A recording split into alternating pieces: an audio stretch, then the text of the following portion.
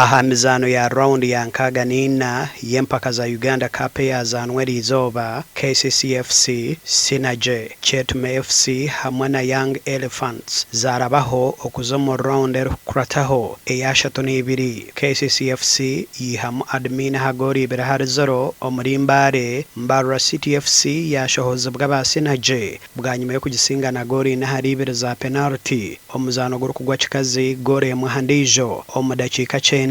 Young Elephants yasinga Kireka United ahagori 3 hari 1 kandi Fort Portal FC yashohoza bwa timu ya Chetume FC na gori na hari 1. Empaka nizigumiza mu kuhinda izobe rya Nyenchakare. Sports Club Villa erikutayira Tawere Sports Club mu Rudokoro. NEC FC nerita na Northern Division. Doves FC nekwatana na timu ya Kataka. Maroons FC eine timu ya Busai FC eyiganga.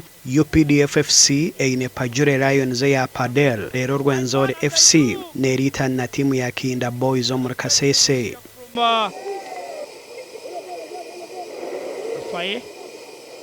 Yunus looks to the end line. Yunus crosses. A chance for them to at least find one, and they do. Well, a great finish here from. Our last encounter against Chetume, where we lost 4-3. We played at a tough playground that is Philip Omondi Stadium. The boys weren't, familiar with the surface. Whereby this time around, we are hosting our opponents from our our home ground.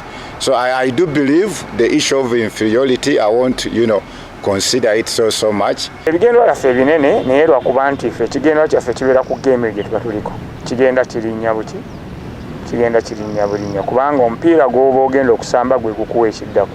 So ffe ekigendo kyaffe kyakuwangula omupiira gwa lwakuna. So nsuubira tujja kukola bulungi.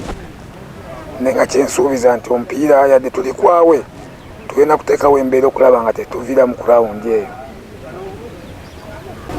Ekikopo kya Uganda Cup ekyamazima kiri nti tugenda kikozesa okulaba nga tuteekera mu tiimu okubeera stable mu liigi.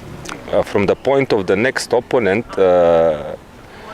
our sport club Tawai from Dukolo, it is the team who is in competition of the 3rd league regional. What we know about that, they are in between the Lira and Soroti. This part of northern Uganda, now it is the hot weather.